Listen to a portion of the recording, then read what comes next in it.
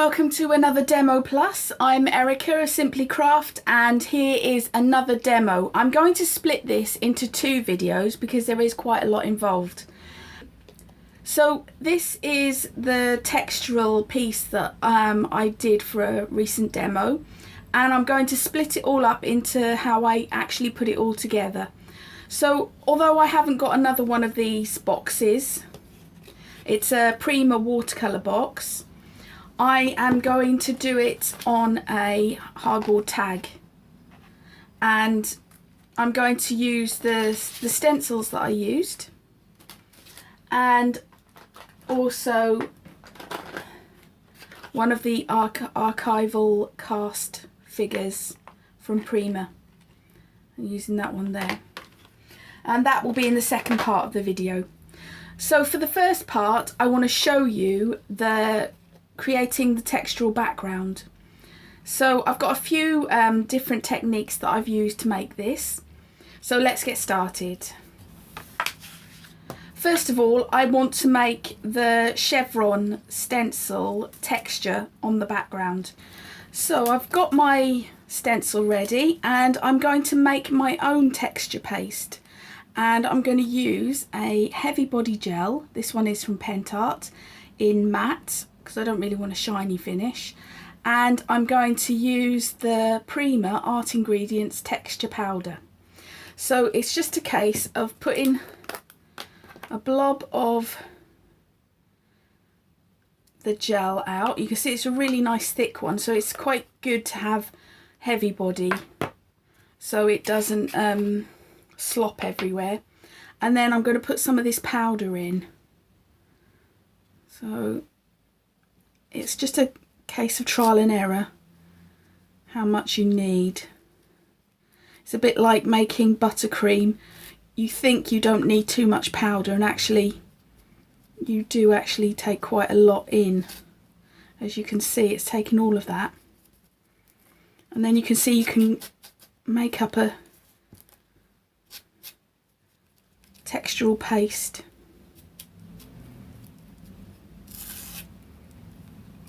I want it quite thick because it's going through a stencil.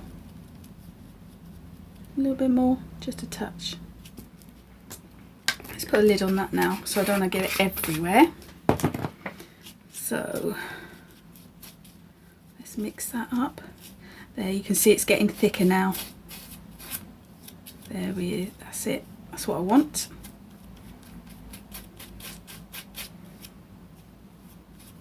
It'll also hopefully dry quicker as well. So I've got my texture paste ready. I'm going to put my stencil on the tag. I'm not going to cover it entirely, I just want it in places. So just carrying on. Oh, I need two hands. Just adding some paste. For balance, I'll put a little bit up here, but I might cover it anyway. And there we go. And then we'll put a little bit down here. Let's pick those bits up. Use it all. The nice thing about this stenciling is if you're not good at stenciling, it doesn't matter because it's not perfect. We're just putting a texture down. And there we go. Now I could add a little bit onto the edges if I've got some spare, but I have got my other paste to add as well, so I'll go crazy.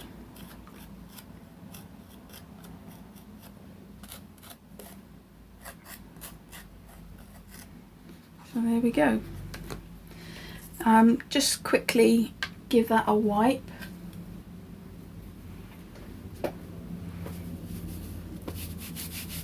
Because it is glue that we've just put on here, the heavy body gel is a glue, you don't want to leave it on your stencil unless you want to ruin it, which I don't, because it's a nice stencil. So we cleaned that up, put that to one side, clean my spatula thing, whatever it's called, palette knife, and now I'm going to use a little bit of crackle paste. Let's get that out of the way. A little bit of crackle paste, and this is the Deco Art Media crackle paste in white. And this can't be rushed. You can't heat it with a heat gun, so you have to put it aside and let it dry. Oh, it's quite well used. And I'm just gonna put some on some of the other places. Now, crackle paste, the thicker you put it, the bigger the crackles. So you want to vary the thickness. So in some places really thick, and then others thin it down.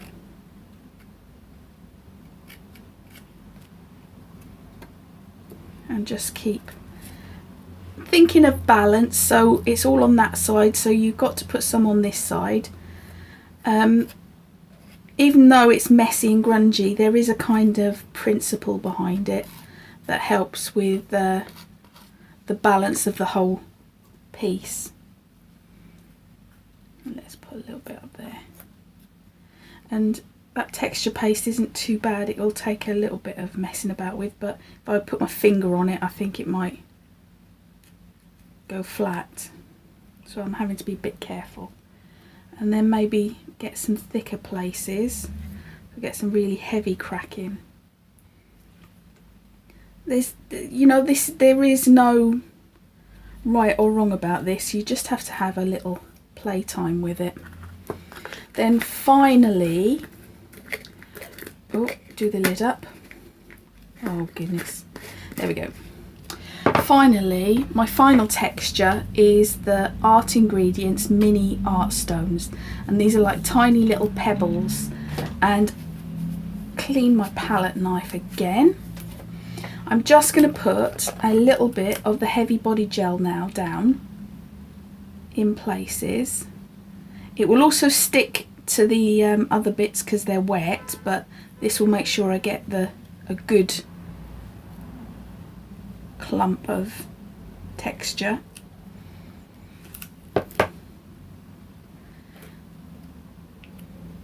Well, let's get some in the middle because it might look a little bit plain in that middle there. Get it sort of going around there.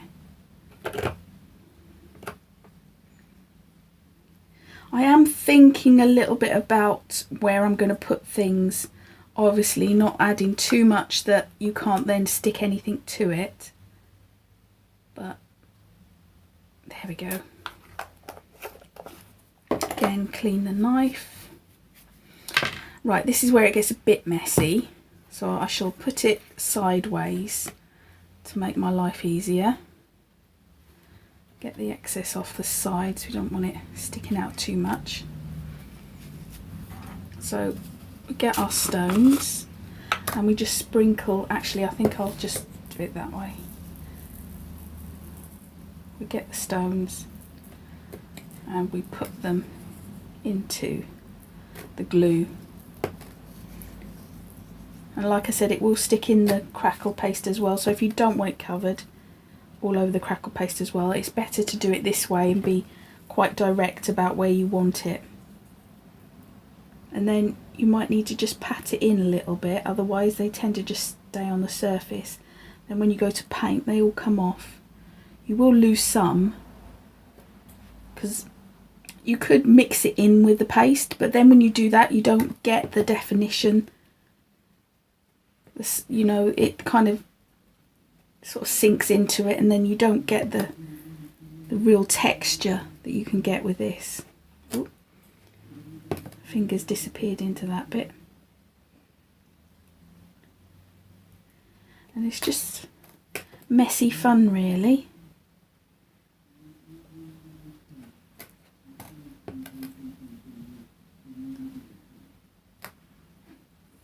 Right. Okay, this is the fun bit because there's not a bit that's dry.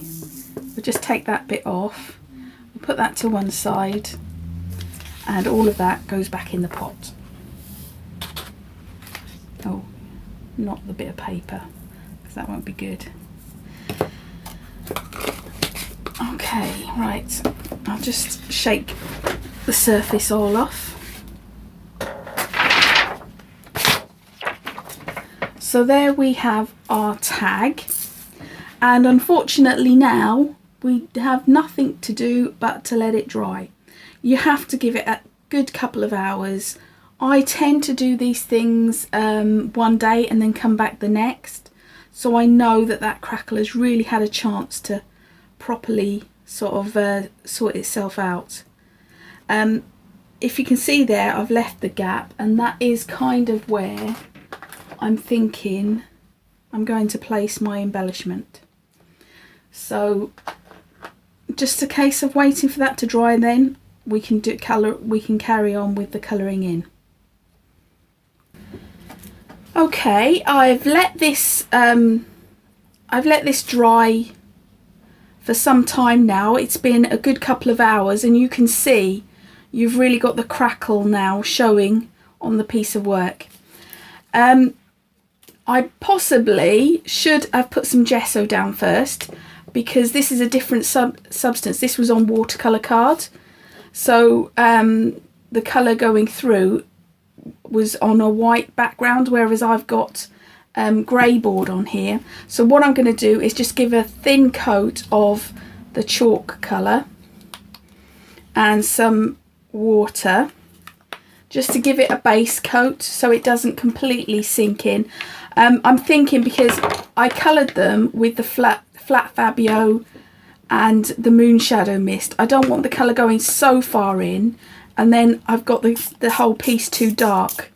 If I start with something light, I can go darker, but if it goes too dark, it's harder to work the other way round. So I've watered some down, a little bit more.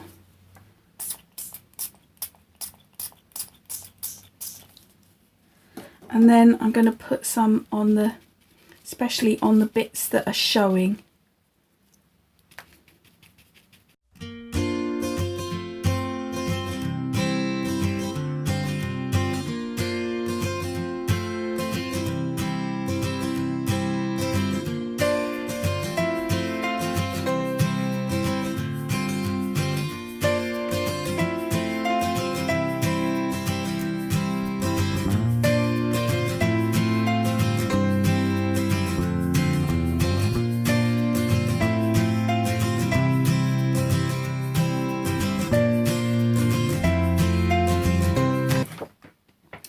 So there we go. I've given it a base coat, but like I said, not on these areas, because it would be quite nice if we can get intense colour falling down those cracks. It'll help emphasise it. So just where it was showing grey, I've just painted it. But as you can see, the little art stones do come off.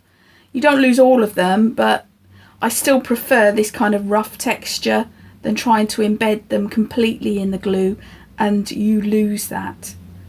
So now we're ready for the colour. So for the colour, I'm using the Lindy's Stamp Gang sprays. This one's a flat Fabio in merry-go-round green. Then we've got a dark blue in Caribbean blue. Then we've got a moon shadow mist, which is tawny turquoise.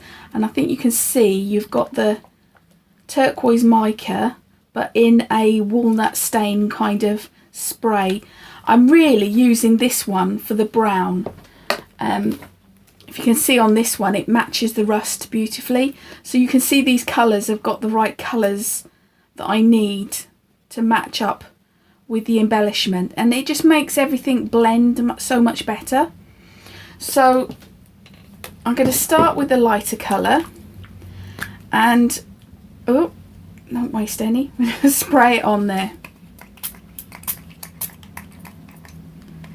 I've not got a lot left in this bottle, so I have to use it sparingly. I've got loads in this bottle.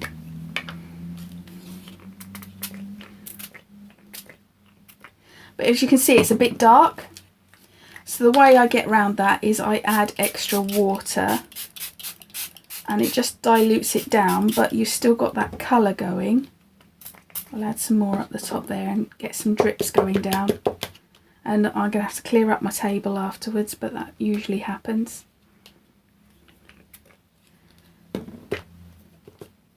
And then we'll add a little bit of this one because it is quite strong, but it will give you that lovely drippy look and rust it up.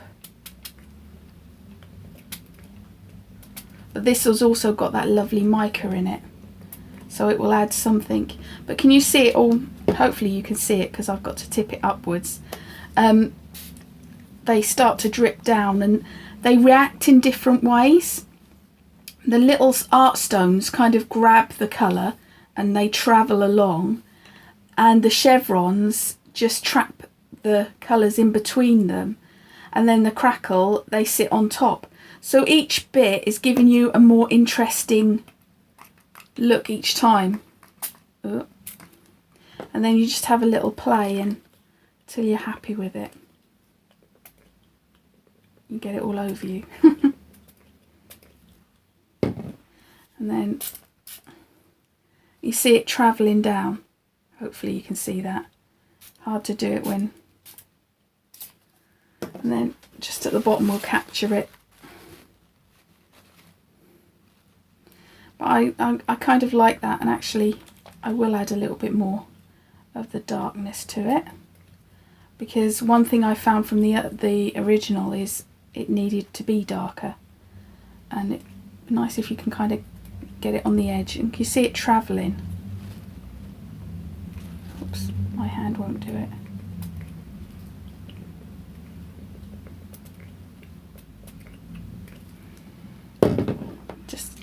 We've lost a bit of that green, so let me see. Oh yes, got a last little trickles out of that bottle. So there we go, we've got something going on now, and it's got that kind of vintage look, like an old crumbling wall, which is what I wanted for this whole effect. So I just need to dry it now, and I'll see how I feel about it.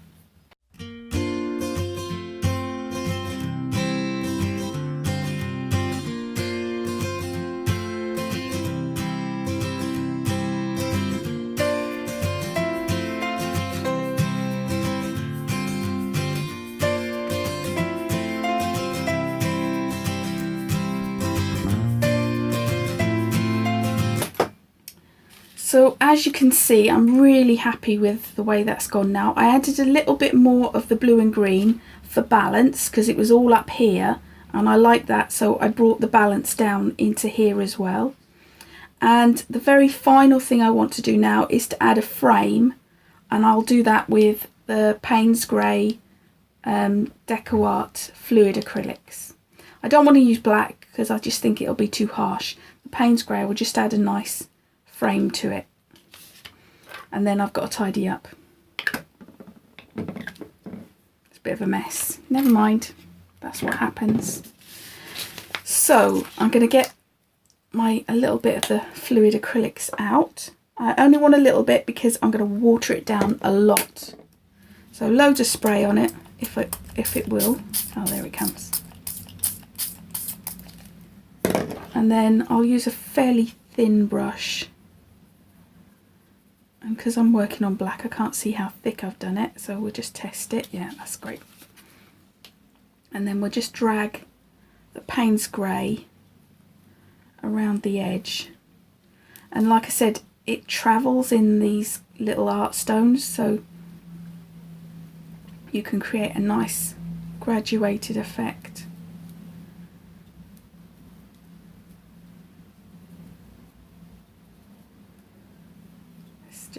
Just with my fingers, just blend it out. No fussy materials involved here. But can you see it's just framed it, and it hopefully will make the picture look more coherent.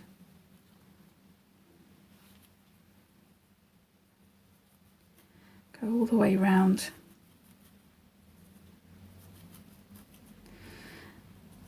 And then if we need any touching up, we can look at it once it's dry. Yeah, we need a little bit more on the hair. But hopefully you can see now, it kind of brings it together. You can always add some extra, you know, an ink pad around the edge afterwards if you think it needs a little bit more. But I like the Payne's grey because, like I said, it's not harsh like a proper black. Softer. Might add a little bit more because we've got darker colour on that side. I think I've run out of pigment. But it might just be because it's crackle, it needs a little bit more. That's got better.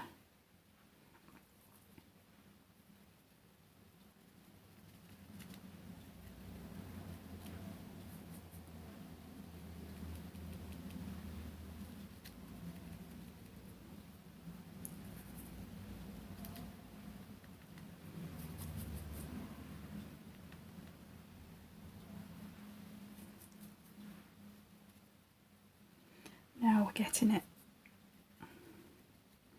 Like, it can come in a little bit in places, it doesn't have to just stay on the edge. That's looking a little bit too pretty and perfect. Can't be having that. I want it a little bit grungy and random. But like I said, can you see the art stones seem to suck it forward and has its own way of doing things. Let's put a bit of water on that bit just to help drag it out. I might well, and this is what I like to do as well with the brown, just to help it along, I'll take the lid off and use it from the pot, and that will just encourage it to drip down. Hopefully you can still see that. Hope you can. And we can add some extra colour this way as well. And get like a proper rusting effect.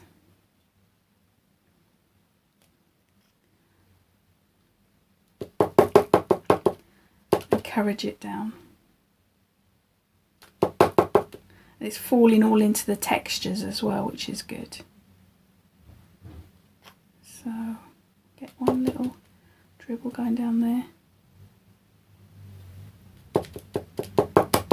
I mean, this is so random, and that's, you can try and control it, but there's only so much you can control about it, and then it sort of does its own thing. But I just wanted to add a little bit more of a darkness because I know from the experience with the previous one that you need a bit more of that brown rustiness. But I mean, if you look in that, we're starting to look like a mosaic with some of those textures going on. Really pleased with that. I'm going to add a bit more around the edge because the black was pushing all the other colours out. Well, Payne's grey I should say. It's pushing all the other colours out, and I just want to reintroduce them again. There we go. A quick dry, because once you're happy with what you've got, it's better to dry it in case it all drips even further off the page. So once you're happy,